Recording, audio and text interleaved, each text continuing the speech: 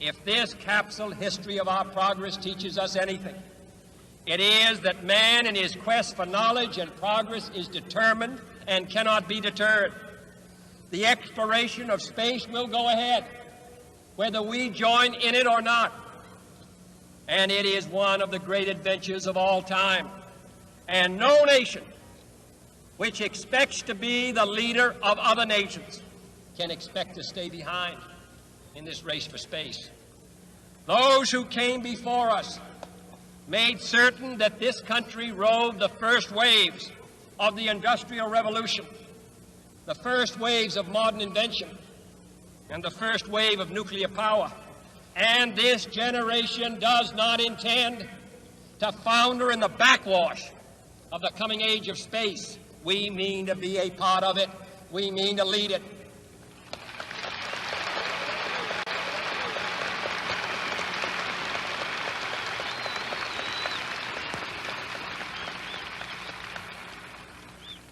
For the eyes of the world now look into space, to the moon and to the planets beyond. And we have vowed that we shall not see it governed by a hostile flag of conquest, but by a banner of freedom and peace. We have vowed that we shall not see space filled with weapons of mass destruction, but with instruments of knowledge and understanding. Yet the vows of this nation can only be fulfilled if we in this nation are first, and therefore we intend to be first. But why, some say, the moon? Why choose this as our goal? And they may well ask, why climb the highest mountain? Why, 35 years ago, fly the Atlantic? Why does Rice play Texas? We choose to go to the moon. We choose to go to the moon.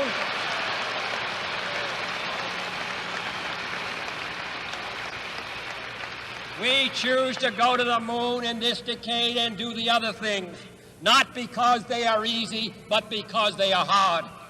Because that goal will serve to organize and measure the best of our energies and skills. Because that challenge is one that we're willing to accept, one we are unwilling to postpone, and one we intend to win. Tranquility Base here. The Eagle has landed. Roger, Tranquility. We copy you on the ground. You got a bunch of guys about to turn blue. We're breathing again. Thanks a lot. That's one small step for man, one giant leap for mankind.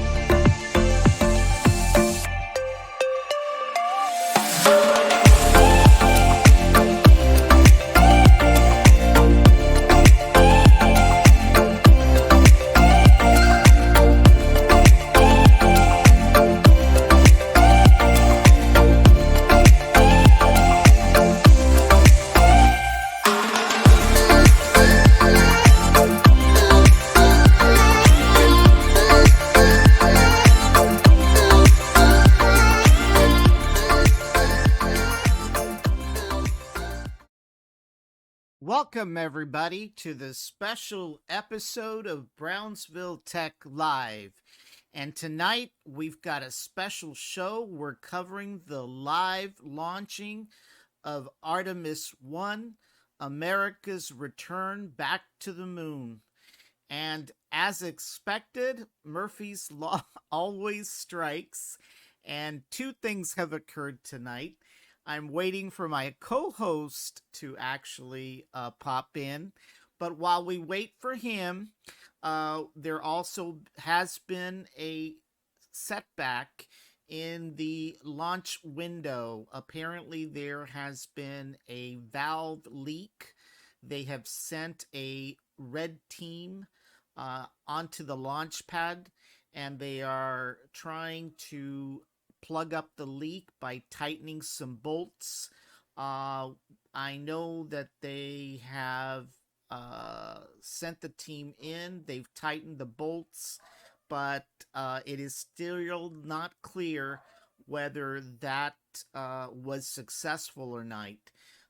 The launch actually may be delayed by maybe an hour. So instead of launching here at 11, which would be 11 Central, it may be 12 or 1 o'clock in the morning Central Time. But once again, while we wait for our co-host to pop in, I'll go ahead and flip the NASA live cam on to try to get some additional feedback of what's going on. So hang on, stay tuned, and we'll watch what's going on over at NASA with regards to that leak. But there's sure a few ugly bobcats that the Sierra Club here keeps on fighting for when it comes to SpaceX, by the way. Because that goal will serve to organize and measure the best of our energies and skills. It's been 50 years since we've been to the moon, and we've got a great program called Artemis. We're going back. The Apollo program was a test Buzz for Aldrin. the American people, that you can do what you set out to do. All it took was turning to it and making it happen. We are go for a mission to the moon at this time. Engines on 5, 4, 3, 2, all engines running. You know, when I started this show earlier this evening, one of the very first clips that we showed was John F. Kennedy's speech at Rice University, setting the stage and the goal to land a man on the moon within the decade of the 1960s. The landing to me was a great celebration. The Wow. nation was almost euphoric. He never lived to see his dream and realization come true. There are so many things that we are can very eventually blessed learn that about our universe the president and the had the spacecraft that we vision use exploring. to take us further and make us dream We are what a we didn't nation think of was explorers. possible. During Apollo, we were on national TV literally And for every that, day because we were doing something visible We are thankful that America that could see and they could feel and say, look JFK what we are doing. was And I believe Artemis there is at the going right to come place up and at say, the right look time. what we are Regardless capable of what your and political what we are party doing may be, now. regardless of your ideology, there is no doubt that without JFK Artemis will stand on the shoulders leading of Apollo. that They're charge, going to have the eyes of the world on them. we when they wouldn't start down even this be trail. here today at this moment in time. The science of a space flight is one that Let's will give credit continue to where credit is inspire. due. Going to the moon generates Regardless of technology, political party more or ideology. communications, more computer There are technology, far more things that are sophistication greater in to aspire to manufacturing than that help us in political everyday life. dogma. At the We end have of the a day, generation that is ready, a political generation dogma with the gets us technology, a nowhere. generation with the education. Artemis represents the future in space. It is our next big step, and it is time to take it.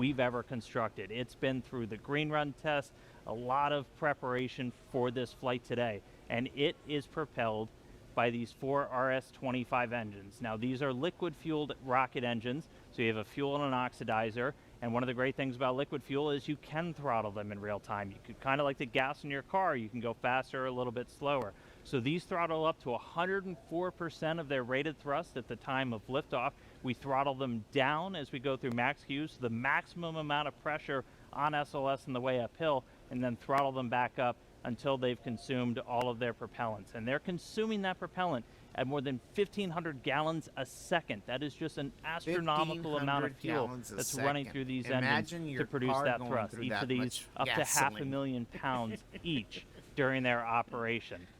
And of all the different components, we've got this engine block section down here. By the way, for those of you that are unaware, the RS-25 engines to feed those propellants down to these engines. You also have these two attachment points here, and that's where we actually tank the SLS rocket. So a lot of focus on those in the previous attempts.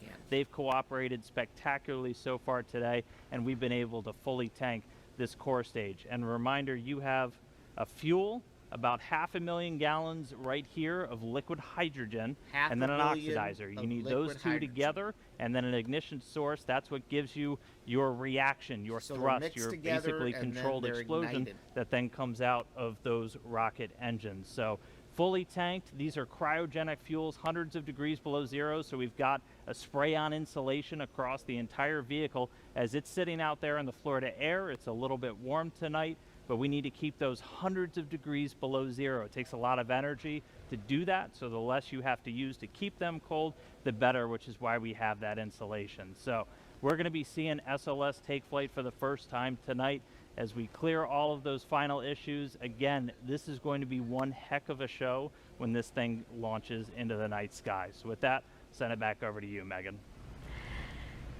If you're just joining us, welcome to NASA's Kennedy Space Center for live launch coverage of Artemis I. I'm NASA's Megan Cruz, and this is NASA astronaut Kayla Barron. It's been great having you these past 2 hours. It's been so awesome to be here for this historic launch tonight.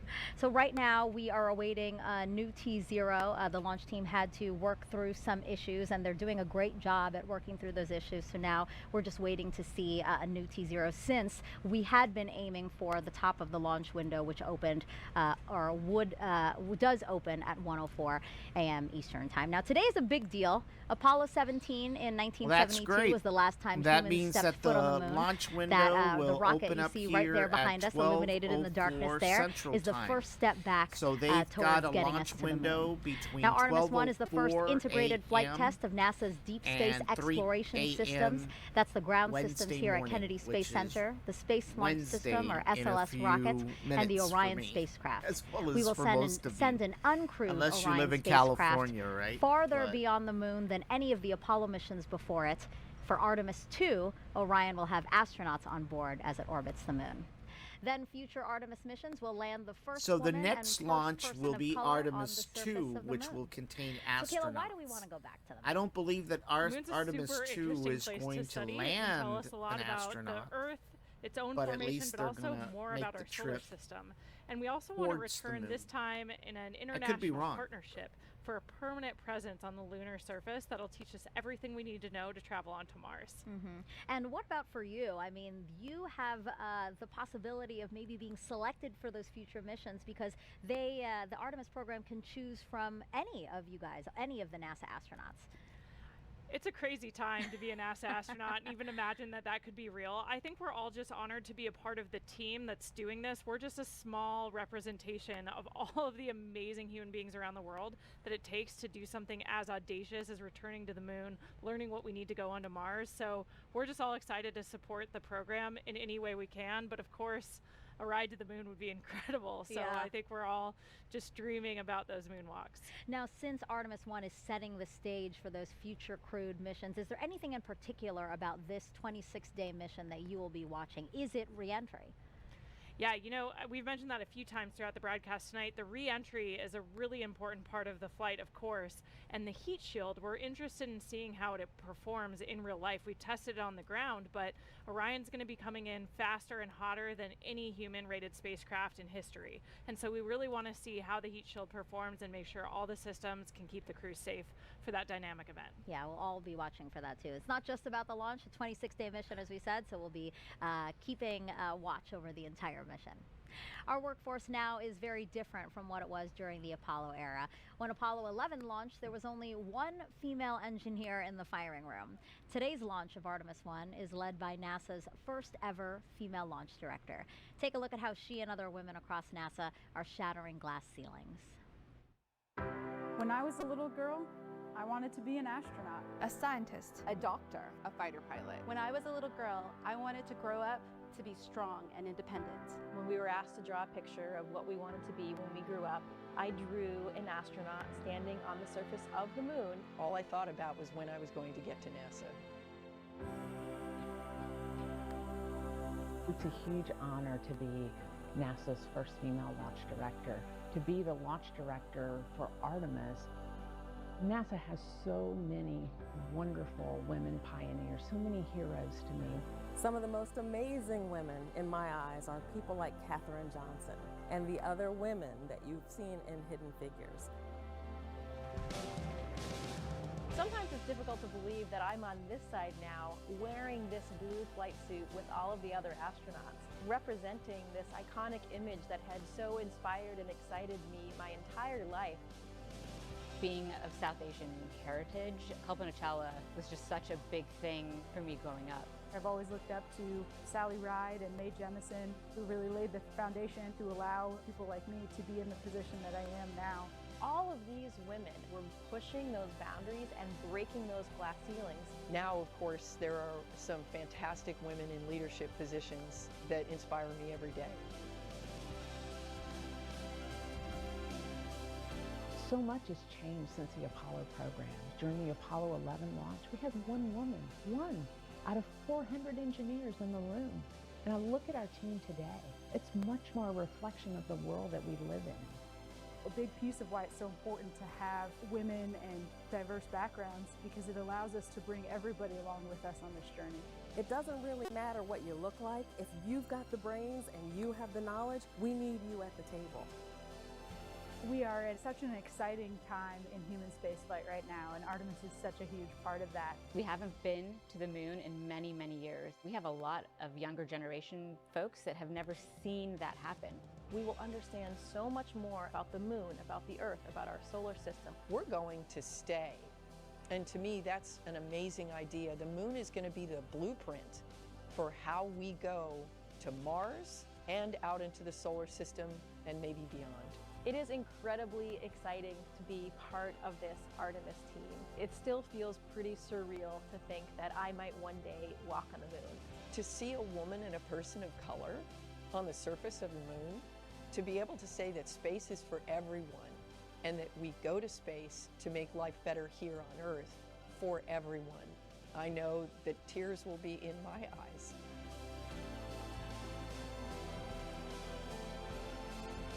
My message to women and girls out there is to find your passion, whatever that is. Don't let anyone tell you what you can do or can't do. Only you can realize your dreams. Space is for everyone. And if me being in this role helps to send that message, I think that's a great thing. And I just actually love that I don't feel like a woman at NASA. I just feel like a person at NASA. The women of NASA are Artemis, and we make a difference every day. I am NASA's Spacewalk Office Hardware Manager. I'm the Program Scientist for Space Biology. I'm the Director of NASA's Johnson Space Center. I am Artemis. I am Artemis. 私はアルテミスです。Yo soy Artemis. Us some Artemis. Anna. Je suis. Ich bin Artemis. I am Artemis. I am Artemis. I just love the way that that video ends with you and all these other women saying, I am Artemis. What do you think? Why is it so powerful to just hear those three words, I am Artemis? Why does that resonate so much? I think it just represents how far we've come since the Apollo era and how we take advantage of the incredible diversity our country has to offer. Having seats at the table for everyone, you know, space is for everyone. You heard that a few times in the video, and I think we're proving that out every single day in our work, not just at NASA, but with our international partners. I think it's so important to our ability to succeed on these really complex missions. Yeah, I thought that was a very powerful video, and I'm glad that people got that message, young girls in particular.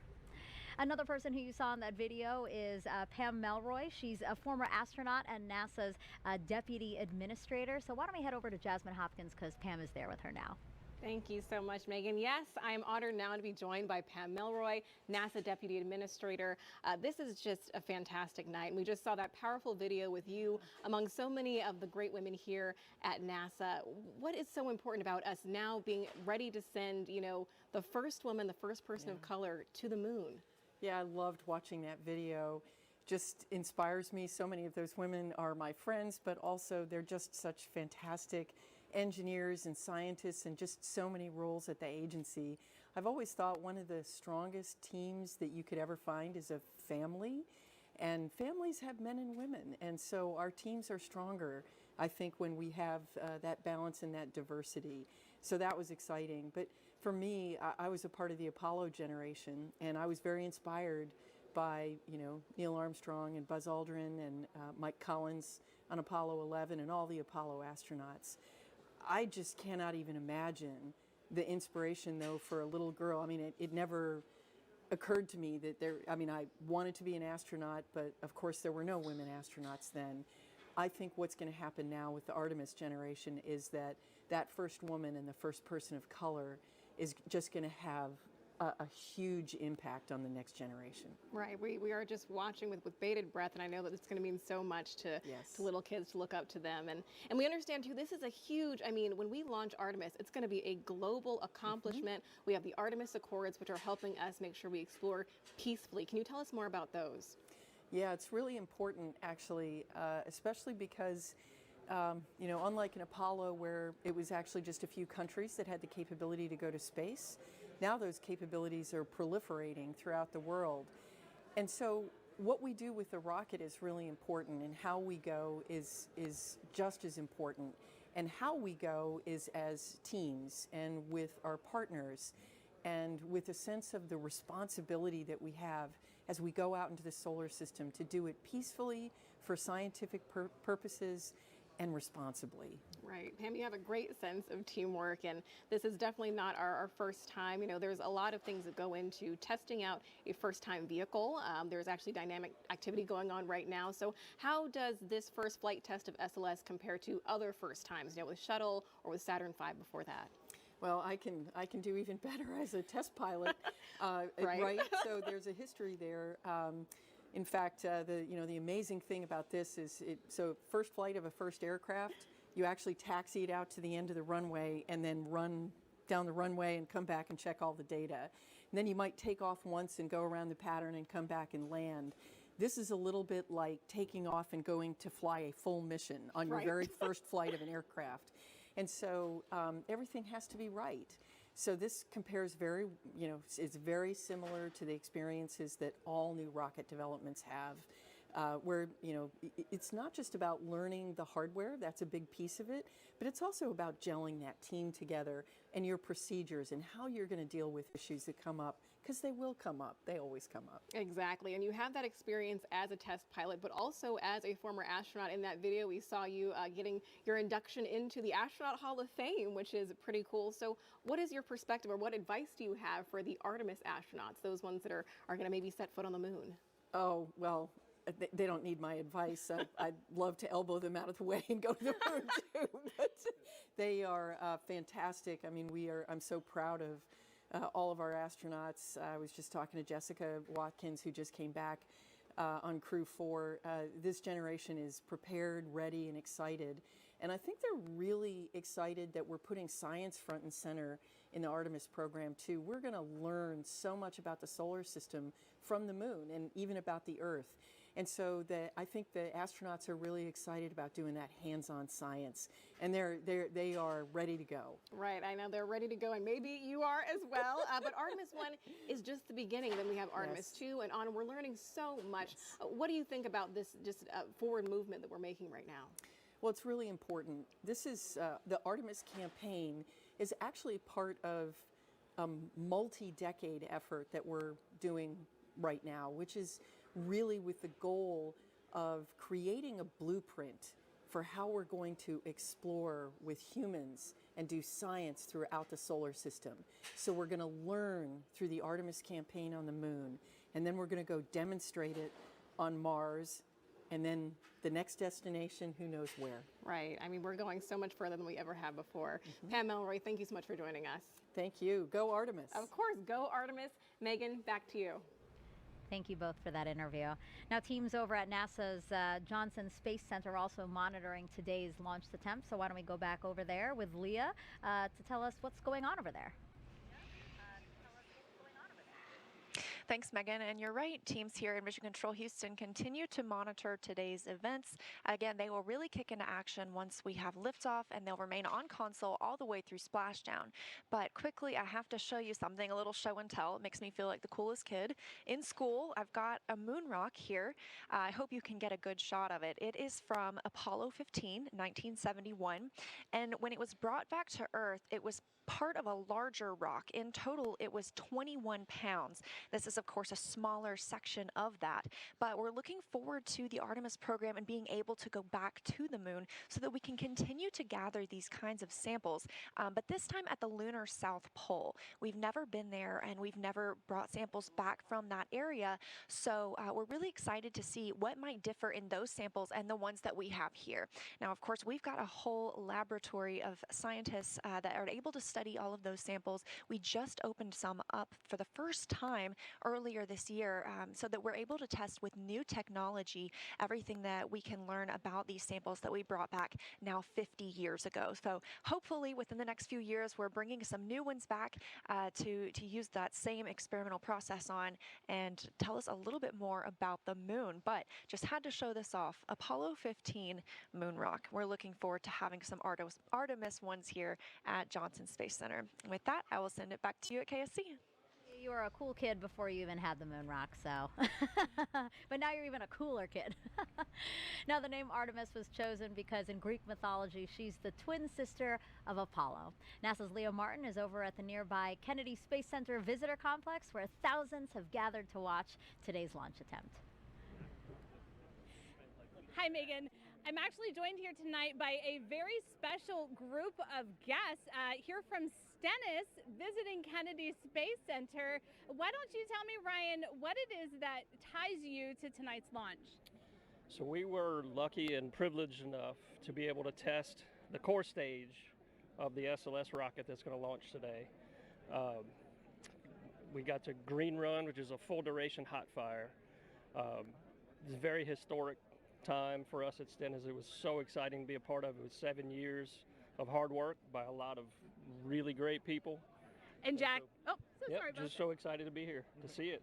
And Jack, you were actually telling me that you know firsthand, how much work has gone into tonight's launch. What does it feel like to be here tonight, seeing the rocket fully integrated on the pad, ready to go? Man, I'm just incredibly grateful to be a part of this history and just really excited to see this thing launch. And Barry, you were telling me that you know also firsthand, the adversity that these teams have overcome to be here tonight. Do you have a word of encouragement, anything that you'd like to say to the teams all across the United States right now, both at Kennedy and at JSC, who are just sitting in these seats ready to get the rocket launched tonight? Sure, persevere. I mean, it's hard work, but it's so well worth it.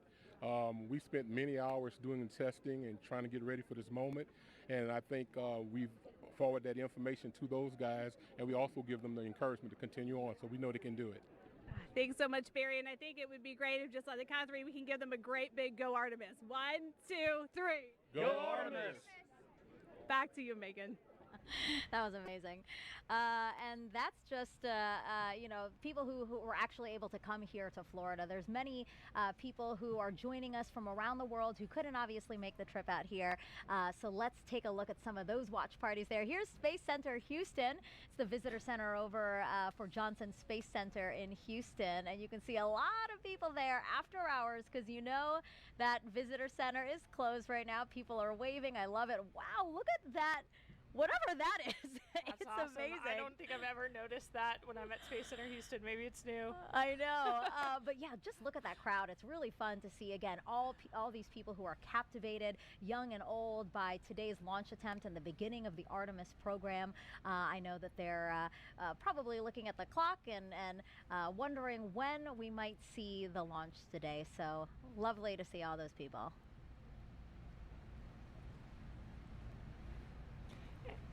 And And there's the Space and Rocket Center, where we have a ton of people waving their flags, cheering us on tonight for this incredible launch this evening. I love that. They totally look like cheerleaders, and they're embracing it. I love it. And yeah, this is the U.S. Space and Rocket Center. This is the Visitor Center over in Huntsville, Alabama. As I've said before, Marshall Space Flight Center there is super instrumental in what the Artemis program is doing. They contributed a lot to the mission, so it's nice to see everyone there. And then here is Airbus in Bremen, Germany. So Airbus is the main contractor for the European Space Agency, and together the company and ESA, they provided the European Service Module, which is an important part of the Orion spacecraft. So we have quite a bit of people there. A more reasonable time over there in Germany. It is 7 a.m. So I'm going to say Guten Morgen to them. Did I say it right? Guten Morgen to them over there in Bremen, Germany. Again, the Airbus company. All right, so let's get another check on the launch team with our Daryl Nail, who's inside there and has an update for us. Yeah, that's right, Megan. So we are clearly in a delay now. The NASA test director, who's basically flying the ship for the launch countdown tonight, has said that we are extending the hold that we were currently in at T-minus 10 minutes and counting. And so that puts us off the 1:04 a.m. Eastern Time launch. We're now slipping indefinitely into the hold. And NASA Test Director Carlos Monge saying that we are currently estimating how much work needs to be done before resuming the polling that is supposed to take place 15 minutes before launch. It then goes to terminal count at T-minus 10 minutes. Now we've got an update on the tanking of the upper stage liquid hydrogen tank. Currently 95% filled. We're in topping on that tank. It is the last of 4 tanks in the Space Launch System that needed to be completely fueled up before we launch. Of course, cryogenic tanking, a complex operation that has seen some delays tonight. We had a roughly hour delay after a replenish valve on the core stage liquid hydrogen side required hands-on work by a Red Crew team that went out to the launch pad and tightened down some bolts on the valve and got it fixed before leaving the launch pad, and then launch team verifying that that work was complete. Now currently we're awaiting some work with the range. The 45th Space Wing, which oversees the range here and makes sure that the airspace and the ocean out over the flight path is clear, and also has the responsibility to destruct the rocket should it go off track. They have been working on some issues with their equipment and sending a flight termination signal to the rocket. There is testing that must happen with the flight termination system that was delayed by a bad Ethernet switch. Switch has been changed out, and now the range is looking to start testing their connectivity to the rocket in order to preserve that safety function that they are responsible for. So again, we are slipping now indefinitely into the launch window. We're awaiting the launch team to evaluate just how much time is required to complete the work to get this rocket ready to launch. And of course, when we have a new T0 for you, we'll report that out right away. Megan, back to you. Daryl, thank you so much. As NASA prepares to explore the moon, here's a look at the spacesuits and tools that will help us to do that.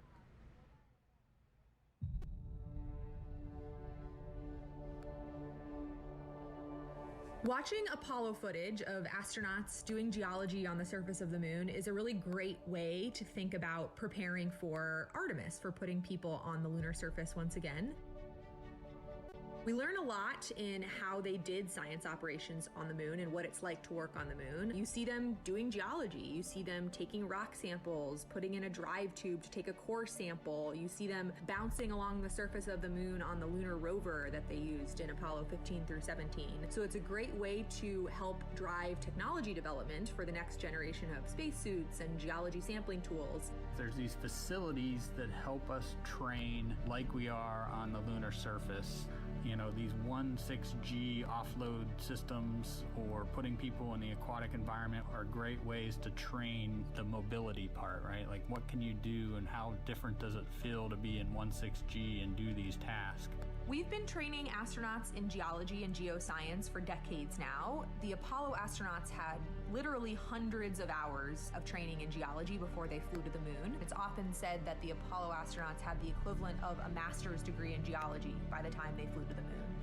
In the intervening decades since Apollo, we've been training astronauts who fly to the International Space Station because when they're on the ISS, they spend time observing the Earth, looking out the window, taking pictures of what they see on the Earth's surface. Now that we're looking at putting astronauts on the surface of the moon, we also take them into the field. We take them to field sites here on Earth that resemble field sites that we expect them to see on the moon. That's the reason why we take them out into places that are unique, like volcanic landscapes or places that are analogous to the lunar surface, to train them on the scale and fidelity of science that you just can't recreate in these facilities. And so by combining this classroom and field training, we're able to prep them for fundamentals of geology, the major driving lunar science questions that we have that we hope to address with the Artemis program, and teaching them how to do field work in relevant analog environments. For just science aspects of developing new spacesuits, can it get you to where you need to go? And then once you get there, can you do the cool science that you need to do? And so that's, can you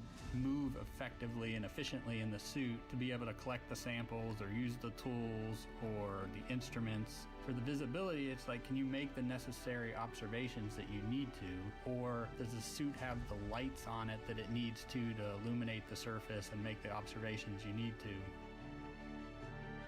The lunar South Pole holds tremendous resources that are going to allow us to continue to explore. This is a place that we've never been before. There's so much to be learned from getting boots on the ground and exploring a unique place that challenges us as humans and also helps us develop technologies that make our everyday life that much better. We think there might be volatiles present at the South Pole. By using these volatiles, we'll be able to do things like create drinking water, create rocket fuel to launch astronauts back to Earth. And so by harnessing the power of the land, we'll be able to help astronauts establish that long-term sustainable presence.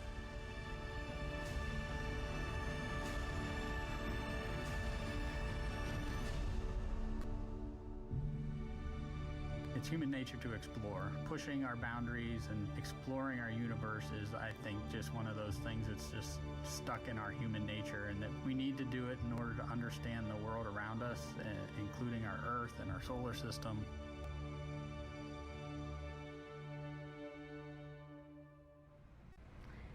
We just heard there how curiosity is just a part of us. So, with that in mind, why don't we do some social questions? Because some people are very curious to hear what you have to say about their questions. So why don't we pull up the first question here? What are your thoughts on the responsibilities that come with going to space? Obviously a question for you. I am not going to space. Yeah, the opportunity to travel to space comes with a lot of responsibility. I think for all of us, it's a huge honor to be a part of these teams, and the work we're doing is so critical in supporting scientific discovery on the ground. So on the International Space Station, we're a national laboratory. Our crew executed over 350 different scientific experiments during our 6-month mission. And so when you think about that, it's years of work to get one of these payloads or an experiment on the space station. Yes. And sometimes that's someone's life's work you're holding in your hands and executing.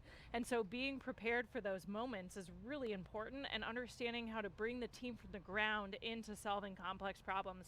We take that really, really seriously. And of course, we want to share what that experience is like. Only a few people have been able to go to space.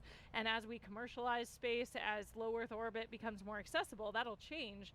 But still, it's only available to some of us. So we really want to share what that's like and the perspective we gain from our time up there. It's really great to see and hear that you guys acknowledge that, right? Like that this experiment that you're holding, that you're working on for 6 months, somebody has been working on literally for years. I mean, I've talked to some scientists and they're saying, oh, this has been my life's work, 20 years of my life's work. So yeah, that was a really good question. I like that question a lot. Okay, we have another one from social media here. Astro Kayla, have you considered what you might say if you had the opportunity to be the first female to set foot on the moon's surface? No, I have not considered that.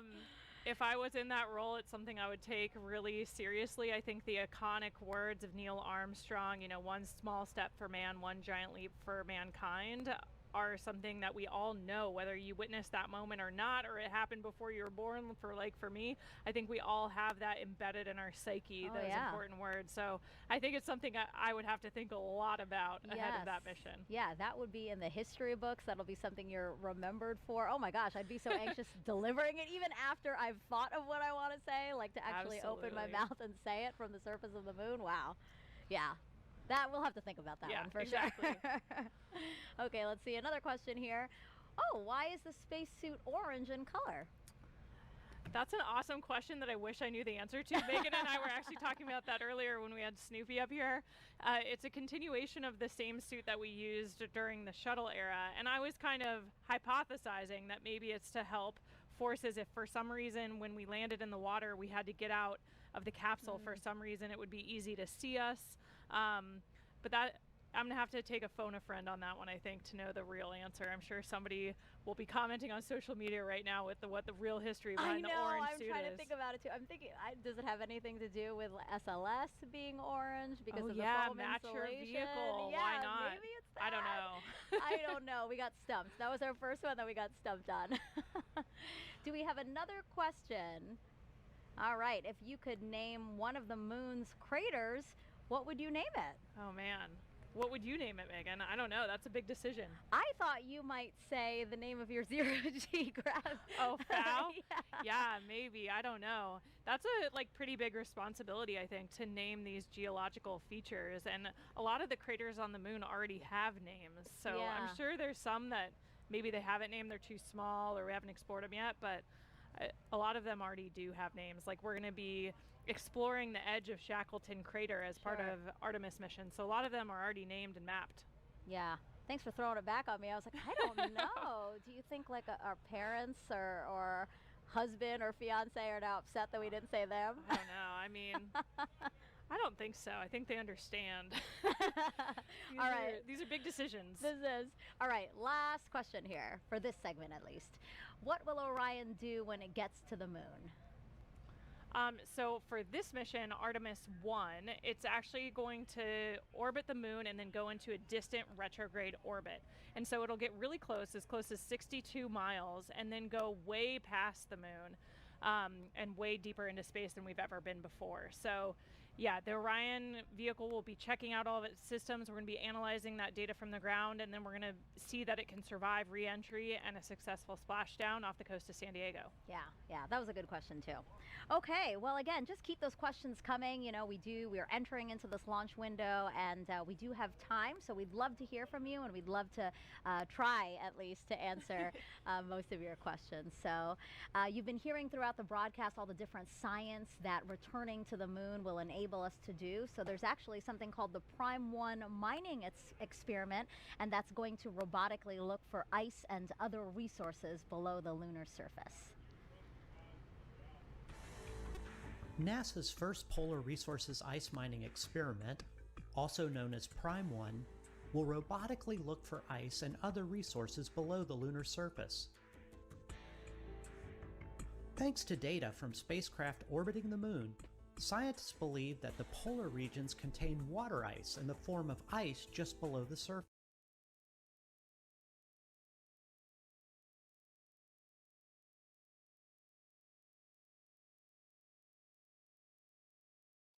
Alrighty, folks, it is 12:24 midnight, and the clock is on hold for 10 minutes, the T-minus 10 minutes. They're still checking things out at mission control as far as the launch of whether it's still a go or a no-go. So we're going to hang on here until we get a final determination whether the launch is going to happen. Like I said, there's been a few stumbles along the way. throughout the evening. They encountered a valve leak earlier today. Earlier in the evening, about an hour or so from launch, they had to make a decision to send out the red team. It's a specialized team that ends up going to the launch pad, and the red team was sent out to launch pad 39B, where they attempted to retighten some bolts on that valve. It appears that they were successful, but obviously a 15-minute job that they anticipated took about an hour. And as a result of that, some of the things like bleeding the engines and restocking the rocket with fuel is something they had to restart over. So the last that I saw here was that 95% of the rocket was filled with hydrogen. So we'll see here. Here's a view of the rocket. Let's go ahead and look at, raise the volume a little bit and see if they Hey, thanks, have Megan. any, Everybody, welcome back to the moon board. There's a lot of people here in the complex. I just heard a woohoo. People are getting in and out because we have a great view of launch when it's going to happen, and it's going to happen today. But that launch is just the first step in the Artemis I mission. So This let's is look a at what's ahead specialist for this that is historic describing first flight. the actual As we just launch said, launch as it's is gonna step happen. number one. Those 4 RS-25 engines throttle up, followed shortly after by the 2 solid rocket boosters igniting, sending SLS Yeah, and I'm gonna Orion be like a skyward. walking Now, zombie on our way tomorrow. uphill, we'll have a number of jettison events. You'll be able to see things coming off of the SLS rocket. One of the most We're visual actually ones will be at these 2 solid 2 rocket hours boosters. Now they'll expend and their propellant a little 25 over 2 minutes into the minutes in flight. They will total separate. We'll see for them flare off broadcasting onto this either event. side, and then the core stage continues What we're to fire. probably gonna We're also going to do see from a the recording launch abort system come standpoint, off the top. Once you get high enough in the atmosphere, it's no longer required. You can hard actually drive do recording aborts is using we engines probably on will Orion stop and its service physical module. recording I will also note that to on the launch minimize abort system, storage it's got those 3 capacity solid rocket on our motors. The servers. jettison motor is active. The We'll abort and the attitude probably ones are come not for back this flight. We don't and have people, so we're not combine flying a fully active and abort have system. to We re-edit, also have 3 fairings that are the there to video protect somewhat Orion, for the service viewing, module, and the but crew we module are as getting we're flying up through the to really dense parts the of the 3-hour Earth's threshold. atmosphere. So we're hoping Next up, that we'll we don't hit have to core go into an stage edit mode, but separation. if So we we've do, got 4 main we will engines. We'll hear definitely MECO, have main engine cutoff. Those engines will shut down. The core stage will edited separate, version drop of this away. show, It's eventually going to splash down in the sometime ocean. tomorrow. That hands over the propulsion duties to this, our upper stage, the interim cryogenic propulsion stage, or ICPS. Its first job is to execute what's known as a perigee raise maneuver. So the perigee is the lowest part of your orbit. You have a perigee, that's your low part, and an apogee, that's your highest point. We're going to raise up the perigee, and that's going to actually put us in a nice circular path around the planet. And while we're there, that gives us time to check out Orion. We're flying it in space for the second time, the first time in this fully integrated stack with SLS. We'll be able to look at all of Orion's systems, make sure those solar arrays are capturing the sun's energy and turning it into electrical power for Orion's systems, make sure the communications are working, all of our guidance, navigation, and control. That is your time to make sure you have a healthy spacecraft before you do something that is going to send it to the moon. And that's next up on our list. That's the trans-lunar injection. For today's launch profile, that's going to be a firing of about 18 minutes of that single engine on the upper stage. Now that engine optimized for a vacuum, it's producing about 24,000 pounds of thrust. So it's a pretty big engine, and it's doing that because we need enough energy to be able to send our payload, Orion, beyond low Earth orbit and send it on a path to head out to the moon. Now after that burn is complete, ICPS separates. It's going to do what's called a disposal burn. So it's going to send itself on a path from Earth around the moon and slingshot out into what's known as a heliocentric orbit. So it's going to completely leave the Earth-Moon system and go into orbit around our sun.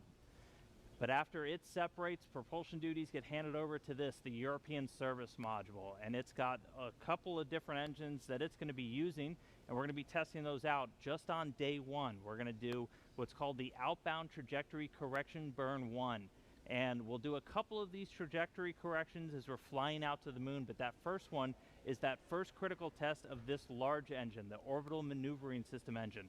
That's the one that has the most thrust, generating about 6,000 pounds of force in a vacuum, and that's what's going to be doing a lot of our maneuvers, or giving us that pushing power as we do these maneuvers around the moon to enter into what's known as Distant Retrograde Orbit, or DRO, and that's this dotted line that you see around here.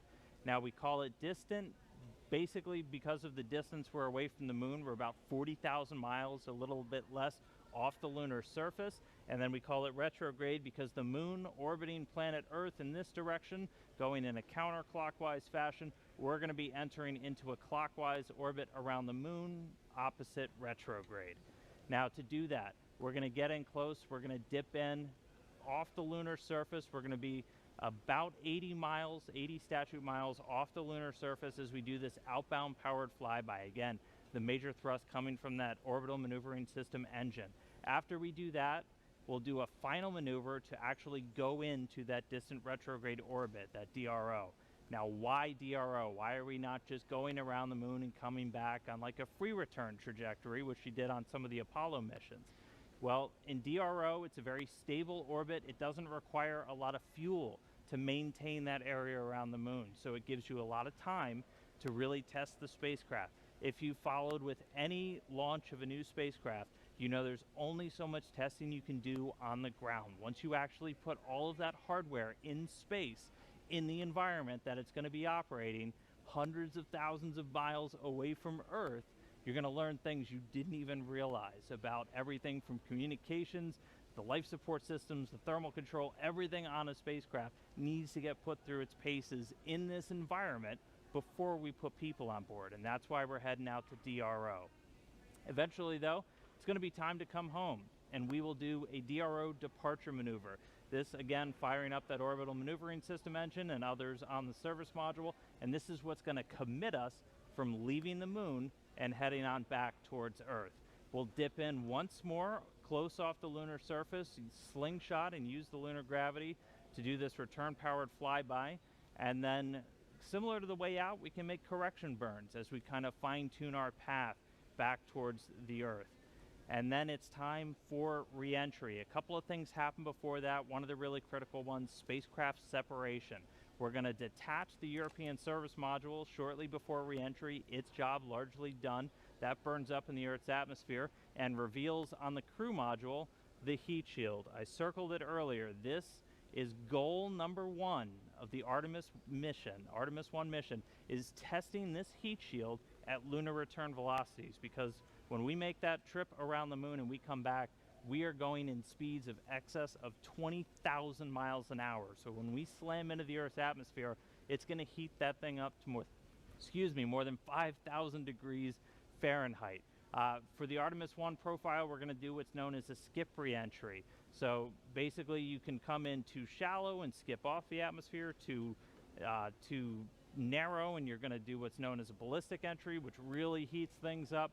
We're going to do kind of a mix where we're going to skip once off the atmosphere, and that we're still going to get the heat, but that helps to reduce some of the G loads on the crew. Once you're through that, you get to parachute deploy. There's 11 parachutes in total that are going to slow Orion down before it splashes down. We're going to be going from 20,000 miles an hour to about 300 miles an hour before those parachutes deploy, and then they do a final job of getting it in the water in the South Pacific. We've got these big orange balloons. That's an uprighting system, so even if Orion landed in the water upside down, those can inflate, and they put us back upright into what's known as stable one. That's where you want your spacecraft to be, nice and upright in the water, especially if you're an astronaut in there floating. Now, we also have a large U.S. Navy ship with a big bay that's going to basically come up and swallow Orion into its deck, and you've got a couple of other assets in the area to help recover hardware, the forward bay cover, parachutes, things like that. But that's scheduled to happen 26 days after a launch today. So that's 26 days from liftoff here in Florida.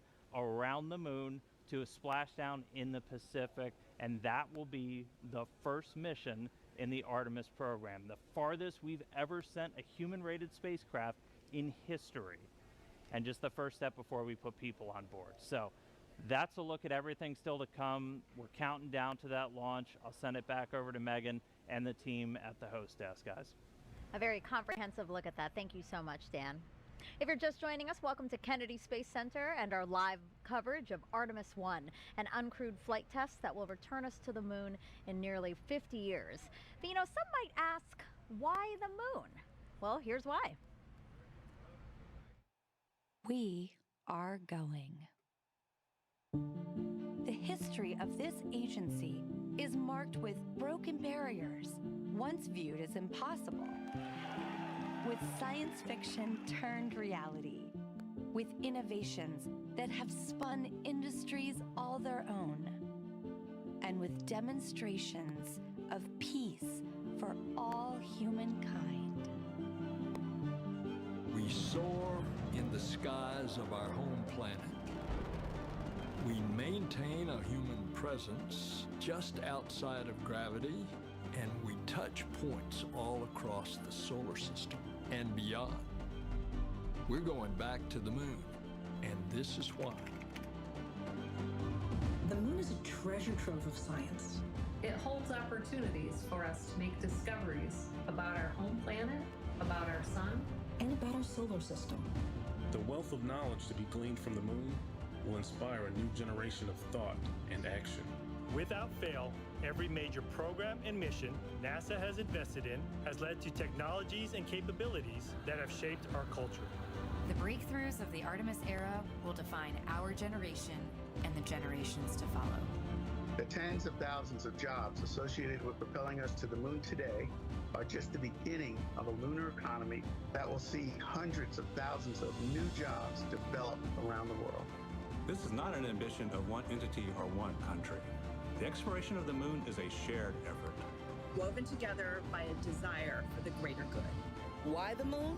Because the missions of tomorrow will be sparked by the accomplishments of the Artemis generation today. Because the ambition to go has already begun. And because Mars is calling. We need to learn what it takes to establish a community on another cosmic shore. So let's camp close before pushing out. And so, we go to the moon now, not as a series of isolated missions, but to build a community on and around the moon capable of proving how to live on other worlds.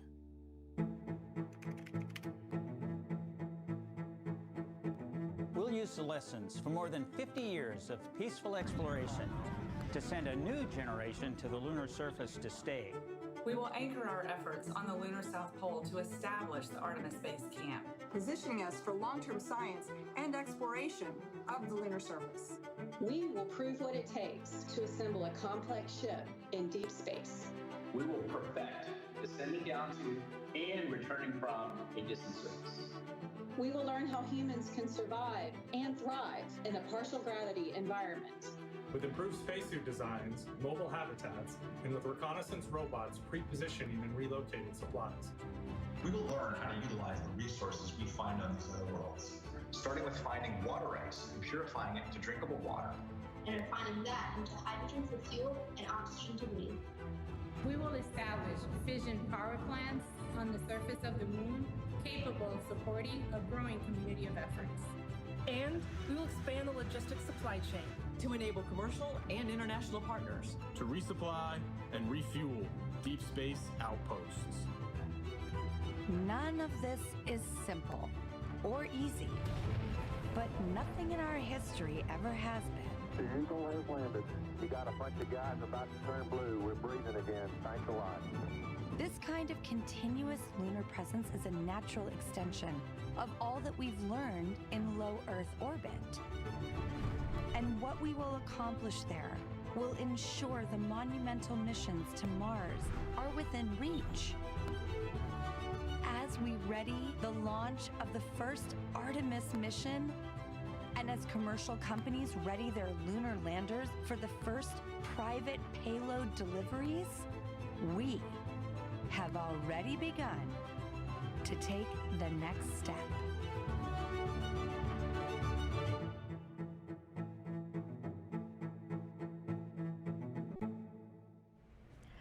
Throughout this launch broadcast, our NASA's Leah Martin has been introducing us to people over at the Kennedy Space Center Visitor Complex who have come out for hopefully the maiden voyage of Artemis I. People from near and far, young and old, just really excited to hopefully see this historic flight. So now she's joined by somebody else who has a really interesting story. Leah, tell us about it. Megan, I think one of the most exciting things about being here tonight is being with people who are like-minded, who have such a strong tie to the history of our nation's space program and their love of spaceflight. And I actually struck up an amazing conversation with Scott here, and you were telling me about the special tie that you have to tonight's launch as well. Oh yeah, I literally grew up with NASA. My father went to work with the NACA before NASA.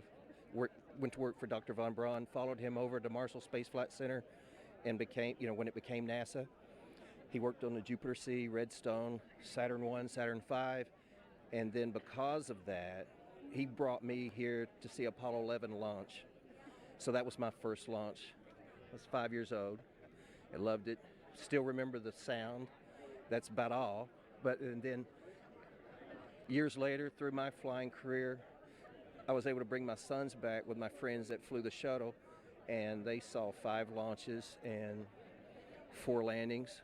But basically, I wanted to be here. I was here for the first moon launch, the last moon launch back when Uncle Gene Cernan, our family friend, went to on Apollo 17. So I wanted to be here for this because it's kind of in our family, in our blood.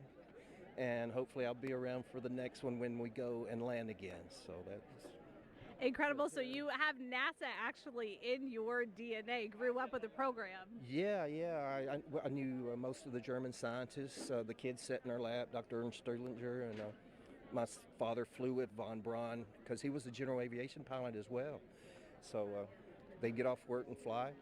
And they were in Life magazine together, National Geographic. So it was fun. I literally knew Al Shepard, all the Mercury, Gemini, Apollo guys, and it was an honor. I would have loved to have been an astronaut, but I went a different route, and but I can still come here and see them.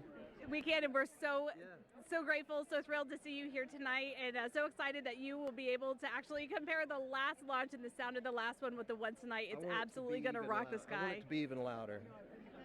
I want to feel it. Yeah. Thanks so much for joining us tonight. It's been an honor to meet you, and Megan, we're going back to you. Leah, thank you so much for sharing that. That was such a fun story. Here we are now at Space Center Houston. This is a live look inside of the visitor center there. Lots of people hoping to see the launch today. I love this guy in the front with his NASA shirt representing. And again, just seeing children and young and old, just all these people who feel captivated and are excited about our next giant leap into deep space. So glad to have them here. Oh my gosh, I love this. Yeah, the team in Marshall and Huntsville there is always ready for their shot, waving their flags. They're super pumped. That's the home to the SLS program office, so they have a dog in the fight tonight, seeing Artemis launch for the first time. Is that an inflatable astronaut in the center? Do you see that? I think somebody is dressed up as an astronaut. Look at that. Yeah, they're representing. Ready to go. I love this. Yeah, I'm so glad that they're there. Again, these visitor centers are closed to the public, but the people there decided to hold a watch party, and look, that's our exciting friends to see. in Germany are ready for us this time. I know, they anticipated the delay. They look pumped and ready to go.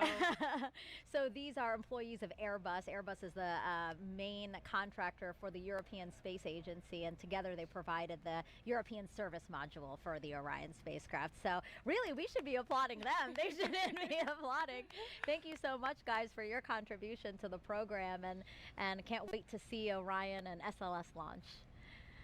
Okay, so now let's head back over to Daryl Nail over with the launch team so we can hear any updates about a new T0. Yeah, Megan, thank you. And a clearer picture is starting to emerge as the launch team now reports out that they only have a few minutes left of work to do before they're ready to pick up polling. And we're also hearing that some of that polling, which kicks off with the mission management team, is also now just about 3.5 minutes away. Now, we are currently still in that hold, but the launch team, NASA's test director, is continuing to move the team forward.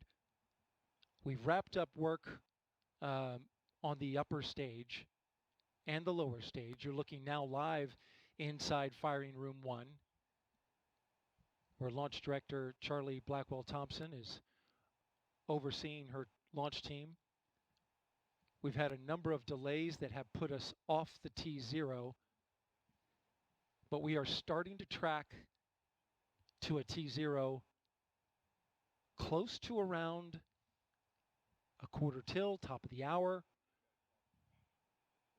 But we do need to have some polling that takes place.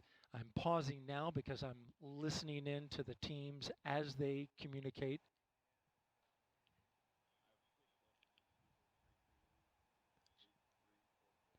In this launch window, which we're currently 26 minutes into, and it's 2 hours long, it runs until 3:04 a.m. Eastern Time, we have what's called 40 cutouts. And in those cutouts, they range from about a second to about a minute. These are times where they can't launch. These cutouts must be accounted for when determining a new T0.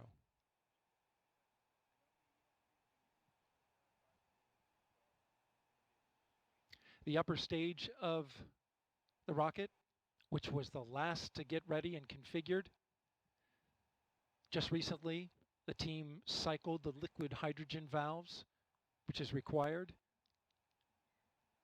and they are currently working on the LO2 valves, liquid oxygen valves in the upper stage. That work is almost done.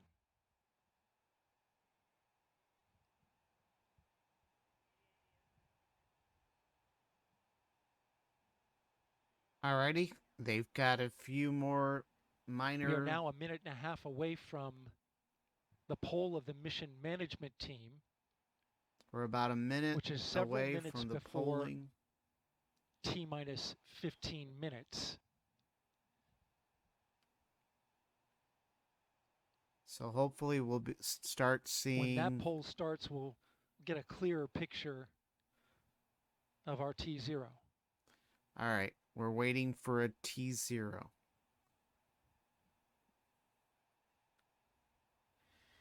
It's been a long evening, guys.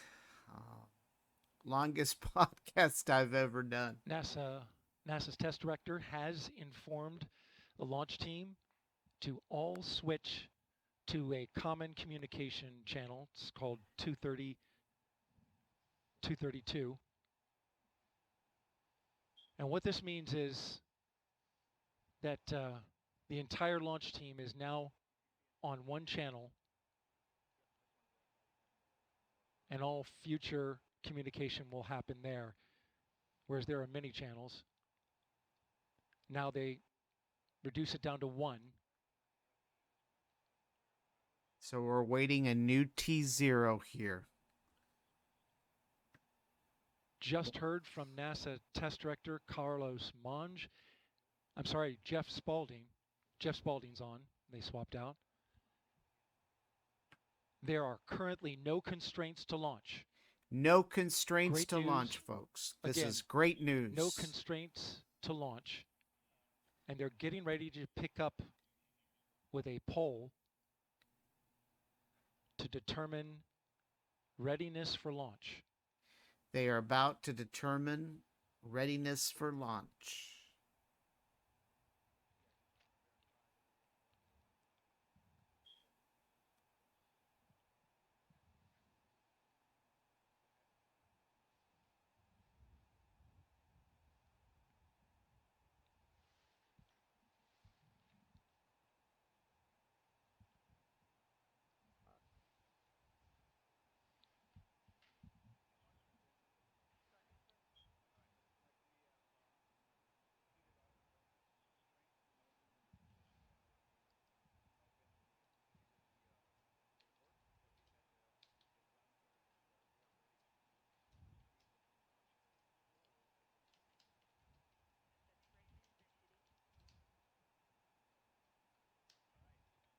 Okay, NASA Test Director Jeff Spaulding getting ready to conduct the readiness poll, so we are getting close.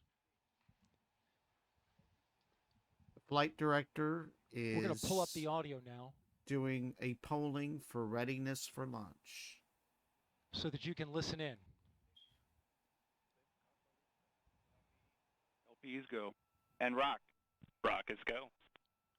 All right, copy all. And Launch Director NTD, our launch team is ready to proceed at this time. I copy all NTD. At this time, I will proceed with my poll. And attention on 232, this is the Launch Director performing the final poll for launch. Verify no constraints and go for launch. EGS Program Chief Engineer. EGS Program Chief Engineer verifies that the EGS, SLS, and Orion Program Chief Engineers have no constraints and are go for launch. Copy, Greg. Thank you. EGS Chief Safety Officer. The EGS CSO verifies the SLS, Orion, and EGS CSOs have no constraints and are go for launch.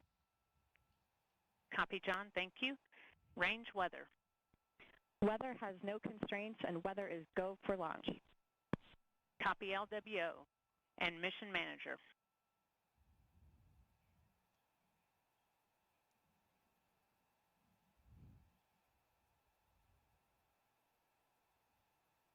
And Mission Manager, Launch Director. Launch Director, Mission Manager on 232. The mission management team has been polled. You have a go to proceed with terminal count and launch of Artemis I. I copy all. Thank you. And NTD, Launch Director. Go ahead, Launch Director. Yes, sir. On behalf of all the men and women across our great nation who have worked to bring this hardware together to make this day possible, and for the Artemis generation, this is for you. At this time, I give you a go to resume count and launch Artemis I.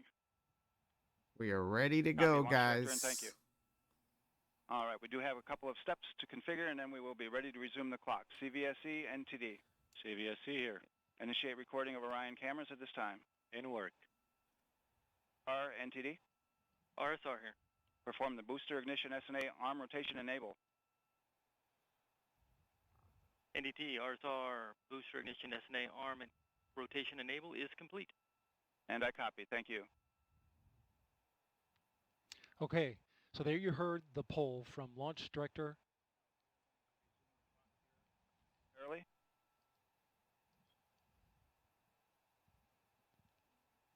Getting ready to get that new T0 time.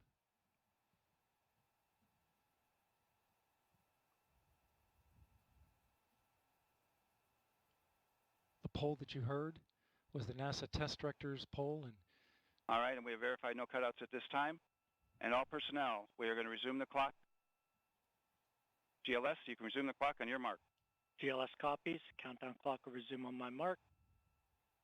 3, 2, 1, mark. GLS mainline has been initiated. Okay. T-minus 10 minutes and counting. We are T-minus 10 minutes away from liftoff of Artemis I. As you can see, the clock is now moving. Let's put that up. T-minus 9 minutes. We are 10 minutes away from launch of Artemis I, folks. It's been a long evening, but we are on our way back to the moon. It is an exciting time to be alive. I may have not been there for the first, but I'm sure here now. We are getting ready, folks. We are headed on the way to the moon, and it is exciting. Barring any last-minute complications, I seriously doubt. 9 minutes away. 9 minutes away. So terminal count. This is great. Control has been given over to the GLS, the ground launch sequencer, a computer and software that is doing all of the commanding and monitoring. 8 minutes of the and space 52 seconds to go. We'll hear call and outs I'm from gonna the GLS see operator, this happen. Alex in Pandalos. A total of 3 hours of recording and transmitting. as well as NASA Test Director Jeff Spaulding.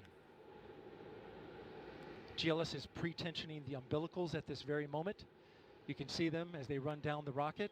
That's getting them ready to detach. At liftoff, those arms will swing away. We'll let go of the rocket in a clockwise direction.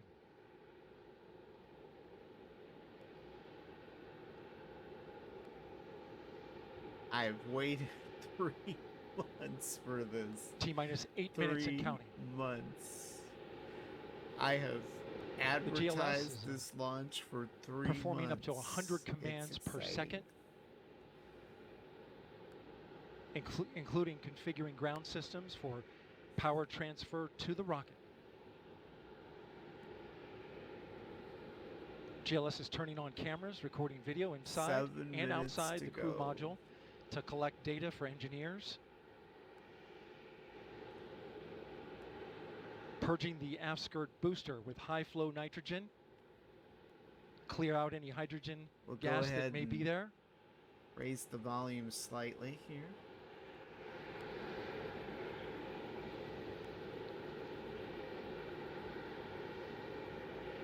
You can see the crew access arm is already retracted. When there is crew during Artemis II, it would happen at T-minus 6 minutes. But out of abundance of caution, they went ahead and retracted the arm well ahead of liftoff. That's good news. 6 minutes and I want to point your attention to the base to of the mobile launcher. If something wasn't done to reduce the power from the pressure caused by the rocket's ignition and thunderous sound, it could damage the rocket. So the ignition overpressure and sound suppression system will flood the mobile launcher with water. You'll see that sequence start at T-minus 17 seconds. Now coming up in less than 30 seconds, the ground launch sequencer will start bringing the high energy systems online, starting with core stage pressurization.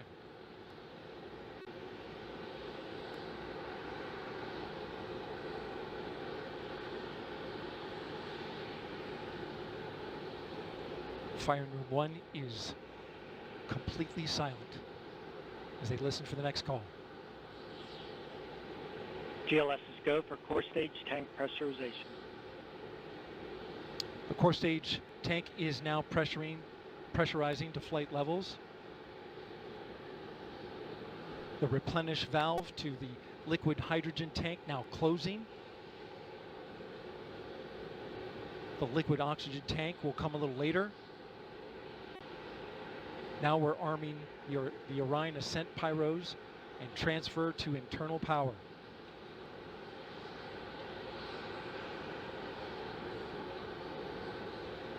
The launch abort system, or LAS jettison motor, is now armed. On this flight, the abort motor is inactive because there is no crew on board. Up next is the flight termination system, or FTS, which gives the Space Force the ability to destruct the rocket if it goes in the wrong direction. Let's listen in for that.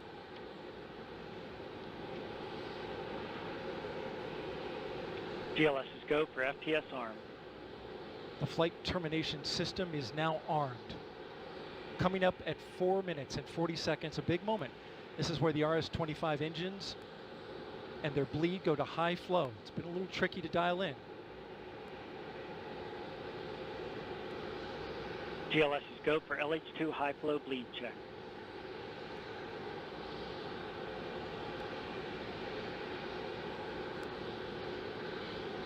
Good word, we've passed that. The cryo team got the LH2 engine bleed pressure loop dialed in. They are now at the right temperature for launch. Countdown continues. T-minus 4 minutes, 15 seconds. Up next, GLS fires up the KPUs. Those are high-speed turbines which provide pressure to hydraulic pumps that steer the RS-25s.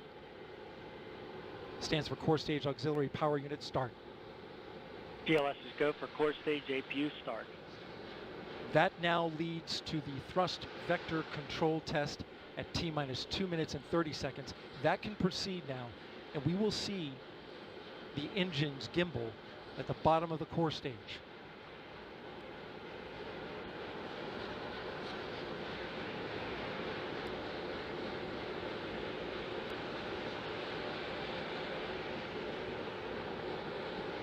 At T-minus 3 minutes and 10 seconds, you will hear the go for purge sequence 4. That's a helium purge of the 4 core stage engines downstream of the propellant valve, getting the air and moisture out.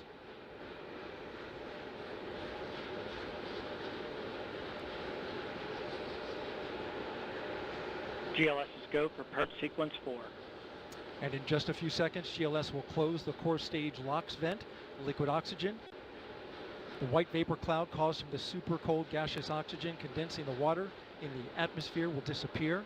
You see it coming out there now. And there it goes, it's closed. LOX vent closed, pressure rising in the core stage LOX tank to flight levels. Coming up in 15 seconds, look for that thrust vector control actuator test. Engines will gimbal.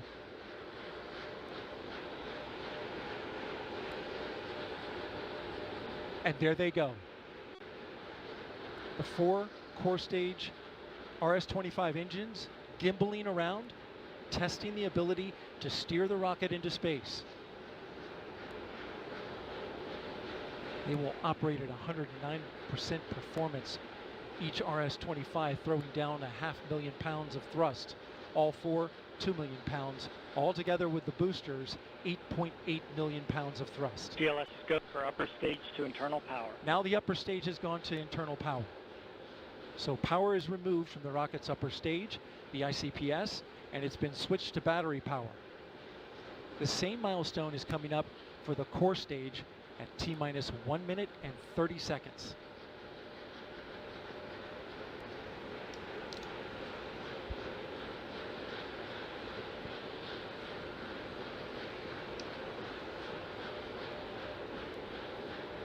GLS is go for core stage to internal power. The rocket's core stage, which houses the 3 flight computers, is now on battery power.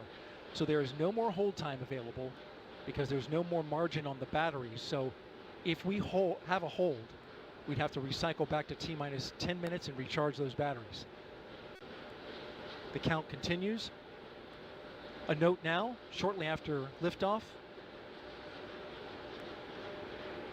1 minute. Shortly after liftoff, Mission Control Houston will take control of the rocket, and my colleague, Leah Cheshire, will take over commentary. T-minus 50 seconds and counting. Coming up at T-minus 33 seconds, the GLS will hand off control to the ALS. This is the autonomous launch sequencer. On board the rocket, it will take over command and control of the rocket. But the ALS will check, make sure there's no holds coming from the ground up until T-minus 2 seconds. GLS is go for ALS. And we are go for ALS. The Space Launch System is now counting down to liftoff of Orion on its maiden voyage to the moon. Launch team can no longer recycle the count. Sound suppressor water now 15. Flowing under the ML. And here we go. 10. Hydrogen burn-off igniters initiated. 7, 6, 5. Core stage engine start. 3, 2, 1. Boosters in ignition. And liftoff of Artemis I. We rise together back to the moon and beyond.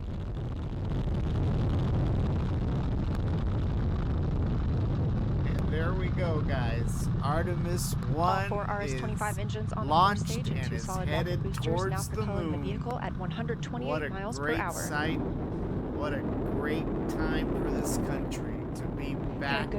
Good control on the roll from teams in Mission Control Houston. It's All an good calls so exciting far. time. Now 30 seconds into the flight of Artemis I. First milestone will be for the vehicle to pass through max Q at about 1 minute and 9 seconds into launch. This is the greatest period of atmospheric force on the rocket.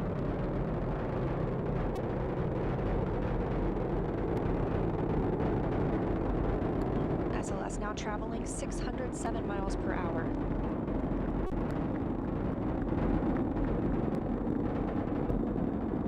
You're looking at 8.8 million pounds of maximum thrust. Quiet here in the loops in Mission Control. The 4 core stage engines are throttling down ahead of passing through max Q.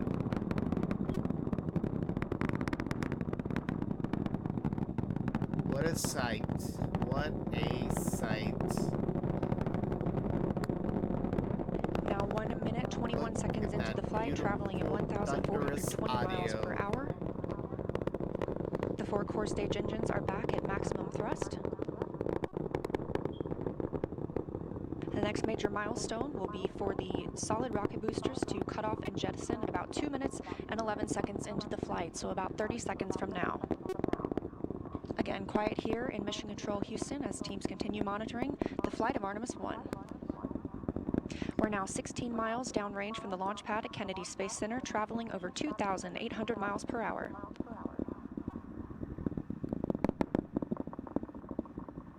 Standing by for solid rocket booster jettison and shortly thereafter.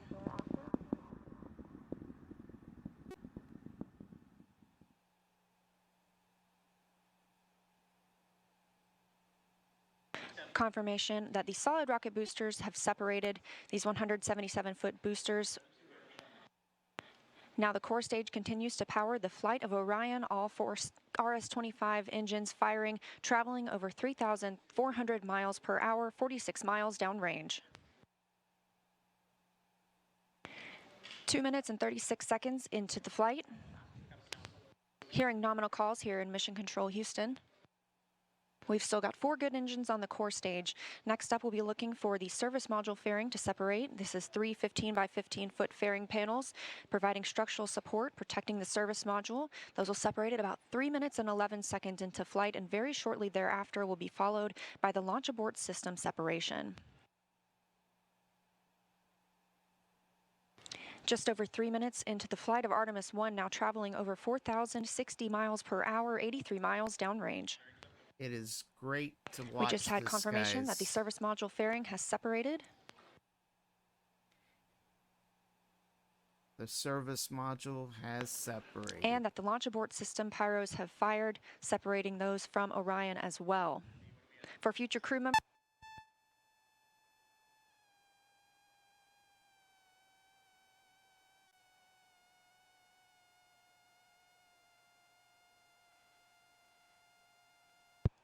we just heard the call for 3-engine press, meaning if SLS were to lose an engine at this point in the mission, we could still achieve a nominal mission. We would just have an extended main engine cutoff time. However, we still have 4 good engines, all at maximum thrust right now, powering the first flight of Artemis at 5,200 miles per hour, 148 miles downrange. Alrighty, folks. This concludes this special broadcast episode of the launch of Artemis I.